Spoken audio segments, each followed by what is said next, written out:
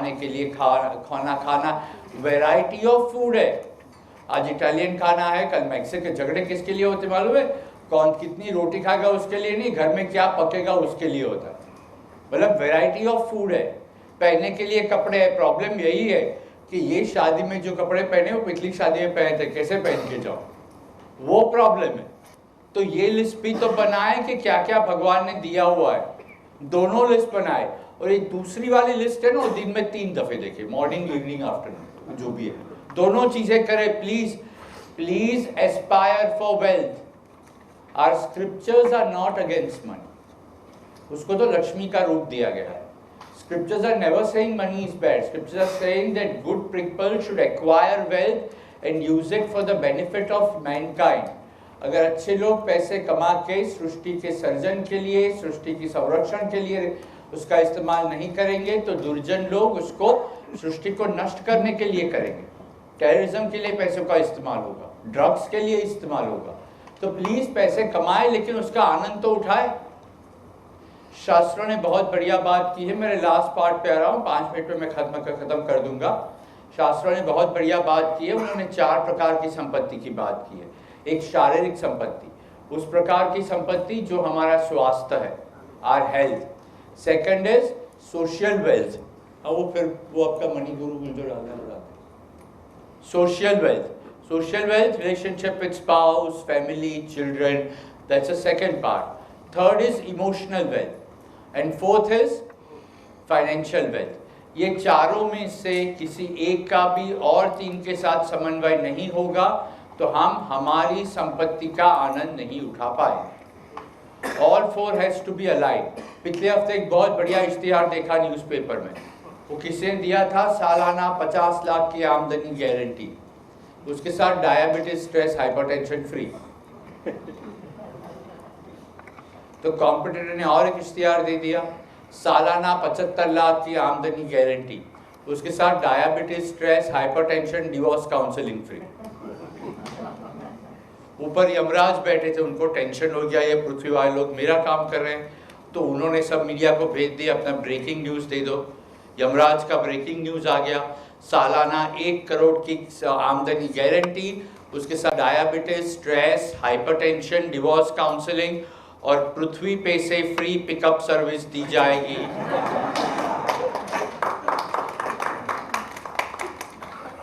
क्या करना है? पैसे कमाएं, प्लीज कमाएं। लास्ट दो चीजें बोलने के बाद मेरा खत्म करूंगा। शास्त्रों में ये कहा गया है, उन्होंने बहुत बड़ी, जो मॉडर्न इकोनॉमिक्स सिर्फ हमें पैसे कमाने के बारे में सिखाता है, शास्त्रों ने पैसे कैसे कमाने के, कैसे खर्च करने के और किस तरह से समाज या सृष्टि को वापस देने के, इन तीनों का जिक्र किया है। और वो कॉम्प्रिहेंसिव इकोनॉमिक्स है। हम नसीब वाले हैं कि हमारी पैदाइश वहाँ हुई जहाँ पे हमारे शास्त्रों ने ये इतनी सहजता से दिया हुआ है। तो उन्होंने कहा है कि जब पैसे का खर्च करे तो एक बच्चे की तरह, बच्चा जब माँ की गोद में बैठ के केला खा रहा है, माँ के साथ भी शेयर नहीं करेगा, वो इतना एनग्रॉस्ड है उसके अंदर। उसी तरह जब आप पैसे का खर्च करें खुद के लिए, खुद के फैमिली के लिए, फ्रेंड्स के लिए, तो पूरा आनंद उठाए। डोमिनोज पिज्ज़ा अच्छा लगता है और डायबिटीज़, कोलेस्ट्रॉल है, लेकिन महीने में एक बार डोमिनोज पिज्ज़ा खाने से कोई प्रॉब्लम नहीं होगा। लेकिन वो डोमिनोज पिज्ज़ा फैमिली साथ में खा रहा है और एक व्हाट्सएप पे है, एक SMS पे है, एक फ़ोन पे है, एक टीवी पे है, तो फिर डोमिनोज पिज्ज़ा खाओ कि नहीं, ऐसे भी डायबिटीज़ हो जाएगा। तो खर्च करे, पूरे मन लगा के खर्च करे, पूरे एनग्रॉस। फिर कंपैरिजन नहीं कि मेरी मर्सिडीज नई है या पुरानी है। जब समाज और सृष्टि के साथ बांटना है तो एक युवा की तरह बेफिक्र रहे, कल के बारे में न सोचे। भगवान आप सृष्टि का ख्याल रखो। कितने सारे इंस्टीट्यूशन है। फर्ग्यूसन कॉलेज में देख रहा था आज, मैंने किसी को पूछा यहाँ पे क्यों पहले का स्टैंडर्ड मेंटेन किया गया है, उन्होंने कहा हाँ बहुत बढ़िया है। 1885 में उन्होंने किसी ने एस्टैब्लिश की थी वो इंस्टीट्यूशन, वहाँ पे लिखा गया है। वो जिन्होंने की थी उन्होंने सोचा था कि इसका बेनिफिट मुझे मिलेगा कि नहीं। ऐसे कितने इंस्टीट्यूशंस हैं, कितनी सारी संस्थाएं हैं जिन्होंने सेटअप किया, उन्होंने कल के बारे में नहीं सोचा, तो उसका फायदा हमें मिल रहा है। तो जब हम किस समाज को देते हैं तो कल के बारे में न सोचे, और जब निवेश करें तो एक बुजुर्ग की तरह, तो उस तरह निवेश करें। फाइनेंशियल प्लानिंग की थोड़ी बहुत बातें कर दूंगा। कंटिजेंसी फंड की बात हो गई है। हेल्थ इंश्योरेंस के बारे में देखें, हेल्थ इंश्योरेंस है नहीं है, और ये देख ले कि पूरे फैमिली के सभी मेंबर्स को उसके बारे में जानकारी है कि नहीं। प्रॉब्लम ये होता है कि हेल्थ इंश्योरेंस है लेकिन फैमिली को जानकारी नहीं। लाइफ इंश्योरेंस ले तो लाइफ इंश्योरेंस सिर्फ फैमिली की जो मेन अर्निंग मेंबर्स है उनकी मृत्यु से फाइनेंशियल लॉस होगा उसके लिए ले, ना ही के टैक्स बचाने के लिए, ना ही के नेबर की बीवी या कलीग के बेटा इंश्योरेंस से जो एजेंट हो गया उसका टारगेट खत्म करने के। जब इन्वेस्टमेंट करे तो जो मैंने वो जो पिक्चर दिखाया, वो पिक्चर जो है, जो आपका सेल्फी है, उसके बाद में जो आपने गोल्स लिखे हैं उसके नीचे लिख दे कौन सा इन्वेस्टमेंट कौन से गोल्स के लिए। फैमिली की कमिटमेंट बढ़ जाएगी। अगर आपने वहां पे लिखा है कि बेटी की शादी के लिए SIP कर रहे हैं, तो बेटी का नाम अगर रचना है तो वहां पे अगर, और ये बिरला स्पॉन्सर है तो बिरला का उदाहरण दे दूंगा, अगर बिरला इक्विटी फंड में निवेश कर रहे हैं तो रचना के नाम के नीचे लिख दे रचना हायर एजुकेशन इक्विटी फंड। अगर ये मोबाइल फोन जिन्होंने इस्तेमाल किया उनके सब पैसे कल खत्म हो जाए। ये भविष्यवाणी। ये मैं स्क्रीन फास्टिंग की बात करता हूँ। ये स्क्रीन फास्टिंग मैं थोड़ा ड्राइवर चेंज कर रहा हूँ। ये दिन में ये मैं वो गोल सेटिंग के बाद या इन्वेस्टमेंट के बाद में करूँगा। ये स्क्रीन जो है ना, ये 5 प्रकार के स्क्रीन है। स्मार्टफोन है, टैबलेट है, लैपटॉप है, कंप्यूटर है और टीवी है। इसका उपवास रखे। दिन में सुबह 1 घंटा और शाम को 1 घंटा स्क्रीन फास्टिंग करे। ये सेहत के लिए अच्छा है, मानसिक सेहत, शारीरिक सेहत, सभी सेहत के लिए अच्छे है। स्क्रीन फास्टिंग करे। भले वो उपवास दूसरा कर पाए कि नहीं, स्क्रीन फास्टिंग सुबह 1 घंटा, शाम को 1 घंटा अच्छा रहेगा। मैं कहता हूँ सेहत के लिए अच्छा है। अगर अगले साल यूरोप जाना है, रिकरिंग डिपॉजिट करे, और ये यूरोप का जो गोल लिखा है उसके नीचे लिख दे family Europe vacation recurring deposit. अगर नया स्मार्टफोन लेना है, 6S 7 जो भी लेना है, तो लिख देना 7S रिकरिंग डिपॉजिट करे। देखिए कितनी कमिटमेंट फैमिली की आ जाती है। I have seen instances where wives and children से गौरव अंकल हमारे पास पैसे बचे हैं ना, ये स्मार्टफोन रिकरिंग डिपॉजिट के साथ FD खोल लूँ। फैमिली की कमिटमेंट बढ़ जाती है। ये पूरी बात जो मैं कर रहा हूँ, साहिल 5 मिनट या 2 minute? 2 minute, okay 2 minute sir. I'll stick to time. If I've been given 20 minutes, I'll not go beyond. Respect time off. I respect all of you. तो मैं ज़्यादा वक्त नहीं लूँगा। अगर ये सेटिंग कर देंगे, फैमिली का कमिटमेंट बढ़ जाएगा। और जिस दिन फैमिली का कमिटमेंट बढ़ जाएगा उस दिन आपकी वेल्थ बढ़नी ही बढ़नी है, बट उस तरह बढ़नी है ताकि आप उसका आनंद उठा पाए। You will enjoy wealth, this entire thing. You know all of us want financial freedom, पर हम इतना फाइनेंशियल फ्रीडम के लिए इतने पैसे के लिए भागते रहते हैं कि हम पैसे के गुलाम बन गए। This entire race is called rat race. ये रैट रेस का प्रॉब्लम क्या है मालूम है? अगर आप जीत पे गए फिर भी आप रैट हो। Even if you win this चूहा दौड़, आप चूहे तो क्या फायदा है उसका। तो यहाँ पे मेरा अंत करूँगा क्योंकि मुझे 2 मिनट वक्त दिया गया था। So I will end my session here with a prayer. हमारे शास्त्रों में ये कहा गया है, एक प्रकार की लक्ष्मी का जिक्र किया गया है। किस प्रकार की लक्ष्मी? अनपगामिनी लक्ष्मी। मैं ईश्वर से प्रार्थना करूँगा कि आप सभी के घर में अनपगामिनी लक्ष्मी आई है। अनपगामिनी का मतलब क्या है? अनपगामिनी का संस्कृत वर्ड है, मेरा संस्कृत इतना बढ़िया नहीं, लेकिन मैं ट्रांसलेट करने का प्रयास करूँगा हिंदी में। अगर चाहे तो बाद में कोई कहेगा तो इंग्लिश में भी कर दूँगा। और कभी मराठी का कॉन्फिडेंस आया तो आई अश्योर यू मैं यहाँ पे आके मराठी में भाषण दूँगा, लेकिन तब तक हिंदी इंग्लिश गुजराती में नहीं बोलता यहाँ। अनपगामिनी का अर्थ ये है कि लक्ष्मी एक दफ़े आपके घर पे आए फिर उसके पैर न रहे। हालांकि ये क्रूड ट्रांसलेशन है, बट अनपगामिनी, तो ये आप सभी के घर में अनपगामिनी लक्ष्मी आए। और ये कैसी अनपगामिनी? जो आपके घर से कभी जाए ही नहीं, 1 साल, 5 साल, 10 साल, 50 साल, ये पीढ़ियों तक न जाए। और ये कब होगा? लक्ष्मी को एक शादीशुदा स्त्री बताया गया है।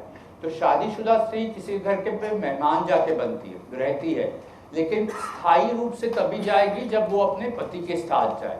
तो लक्ष्मी जी के पति विष्णु एक एथिक्स का, he is an ethical god. He is supposed to be the keeper of ethics. So जब ethics and wealth, when that comes to your house, it will be Anpagamini Lakshmi. So I pray God, ईश्वर से यही प्रार्थना कि आप सभी लोगों के घर में अनपगामिनी लक्ष्मी आए। Thank you very much. तो मैंने जो 3 सेक्शन की बात की, मेरी किताब में थोड़ा जो है उसके बारे में बात करूंगा तो मेरा फ्लो वापस आ जाएगा। फर्स्ट सेक्शन में मैंने जो बात की है, और ये एप्लीकेबल है, कौन कौन सी भावनाएं मन में आती है, और ये बहुत सारी भावनाएं आती है और हमें पता भी नहीं चलता, इतनी सटल सूक्ष्म तरीके से आती है। जैसे कि मैंने बात की जेलसी की बात की, फ्रस्ट्रेशन आ जाता है, पैसे कब आएंगे मेरे पास, पैसे आएंगे तो मैं ये करूँगा। हर एक चीज़ पैसे की तुलना से होता है, पैसे की ज़रूरत है, गुस्सा आ जाता है। किसी को बजट लिखने की बात की तो बहुत गुस्सा आता है, मेरे पास इतने पैसे है, बजट नहीं लिखना, मेरे पास पैसे कब आएंगे, पैसे आएंगे तो ये करूँगा, पैसे आएंगे तो वो करूँगा। लेकिन अभी जो पैसे है उसका क्या, उसका ध्यान हम नहीं रखते। एक मेरे क्लाइंट थे, बहुत ही सीनियर रिटायर्ड सुप्रीम कोर्ट जज थे, बहुत ही सीनियर में थे क्योंकि वो गुजर गए। उनको जब रिटायर हुए उसके बाद उनके पास करीब वो 80 साल के थे जब गुजर गए, लेकिन रिटायर होने के बाद करीब 15-20 साल तक उनकी आमदनी अच्छी रही, बहुत ही रिस्पेक्टेड जज थे। तो करीब 8-10 करोड़ का कॉर्पस था उनके पास। एक दिन उनकी बेटी का फ़ोन आया, कहा कि पिताजी ने कहा है कि उनको कोई महीने वीकली 1500 रुपये की एक कैप्सूल लेनी थी। वो पिताजी ये दवाई नहीं ले रहे हैं, कह रहे हैं कि पैसे ख़त्म हो जाएंगे। इनसिक्योरिटी, मेरे पैसे ख़त्म हो जाएंगे तो क्या होगा, ये रिटायरमेंट में पूरा का पूरा ये प्रॉब्लम है, मेरे पैसे ख़त्म हो जाएंगे तो क्या है। लेकिन ऐसा नहीं होगा, ये इतना डर है, इनसिक्योरिटी आ जाती है, एंजाइटी, पैसे कभी आएंगे, पैसे कभी आएंगे। लेकिन जो अभी पैसे हैं उसका आप आनंद उठा पाते हैं। जो ग्रीड है, ज़्यादातर जो लोग पैसे स्पेक्यूलेशन में गंवाते हैं वो ग्रीड की वजह से गंवाते हैं। लेकिन क्यों इतनी ग्रीड? क्योंकि हमें जल्दी से फाइनेंशियल फ्रीडम चाहिए। ये हम सोचते नहीं कि ये फाइनेंशियल फ्रीडम हमारे मन की बात है, ये दिमाग की बात है, ये हमें कंट्रोल कर रहा है। और जब तक हम उस पर कंट्रोल नहीं, देखिए पैसे जब तक जेब में है ना कोई प्रॉब्लम नहीं है, जिस दिन ये पैसे दिमाग में चले गए ना तभी प्रॉब्लम चालू होता है। सभी प्रॉब्लम यहीं से चालू होते हैं, जेब के पैसे कभी प्रॉब्लम करता ही नहीं, लेकिन वहाँ पे प्रॉब्लम चले जाता है, दिमाग में गया। फिर जो मैंने बात की कि जो हम लोग करते हैं कि इंक्रीमेंट किस तरह, इंक्रीमेंट पैसे से नापा जाता है, लेकिन फिर प्रॉब्लम तो है ही, तो फिर रिटेल थेरेपी की बात होती है। रिटेल थेरेपी मतलब हमें शॉपिंग करें, लेकिन शॉपिंग क्यों करते हैं? शॉपिंग इसलिए करते हैं क्योंकि हमारा मन डाइग्रेस हो। तो अगर नई चीज़ कोई खरीद के ले आए, प्लीज़ खरीदे, I am not against that, लेकिन शॉपिंग करने के बाद जब तक हमें अटेंशन मिलता रहेगा, और अटेंशन मिलता है, नई चीज़ खरीदी, लोगों को दिखाई, हमें अच्छा लगा, और उसके बाद में वो चीज़ पुरानी हो गई, या किसी ने कंपैरेटिव खरीद ली, उसके बाद में क्या, उसके बाद में फिर से नई चीज़ खरीदे। तो so retail therapy is not a solution. और कंपैरिजन की वजह से हमारी खुद की कॉन्फिडेंस, जैसे कि एक बहुत ही अच्छा अगेन रियल लाइफ एग्जांपल था। एक फैमिली ने तय किया था, घर में बेटी की शादी थी, करीब ये फैमिली में करीब 25-30 साल के बाद बेटी की शादी हो रही थी। तो पूरा फैमिली, मतलब चाचा मामा सब लोग बहुत खुश थे कि धूमधाम से बेटी की शादी करेंगे, शादी में ये करेंगे वो करेंगे, बहुत खुश थे वो लोग। और फिर पता चला करीब 10-15 दिन पहले कि जो लड़के वाले हैं उन्होंने कोई ब्रांडेड कपड़े पहनने वाले हैं, कोई डिज़ाइनर को बुलाया है, सबका मूड डाउन हो गया। क्यों? क्योंकि फिर कंपैरिजन आ गया। तो ये क्यों मन में होता है? जिस दिन कंपैरिजन चालू करोगे आप आपकी संपत्ति का आनंद नहीं उठा पाओगे, और आपको दुखी होना है गारंटी, तो कंपैरिजन चालू कर ले। ये श्योर शॉर्ट केस है। आपके हम सभी के पास कोई ना कोई यूनिक चीज़ है, लेकिन फिर भी हम ये कहते रहते हैं और हम हमारी एज का आनंद भी नहीं उठाते। हम सब ने पढ़ा है ब्रह्मचर्याश्रम, गृहस्थाश्रम, वानप्रस्थाश्रम, संन्यासाश्रम, ये चारों स्टेज के बारे में पढ़ा है, हमने स्कूल में पढ़ा है। एक्चुअली बताऊं, ये रियल लाइफ प्लानिंग जो हमारे शास्त्रों ने बताया गया है, ये इतना बढ़िया है। ये क्यों बनाया गया, ये स्टेजेस क्यों बनाई गई है? देखिए आप, जो पहले 20 या 25 साल है तब फिजिकल स्ट्रेंथ है हमारे पास, लेकिन मेंटल मैच्योरिटी नहीं है।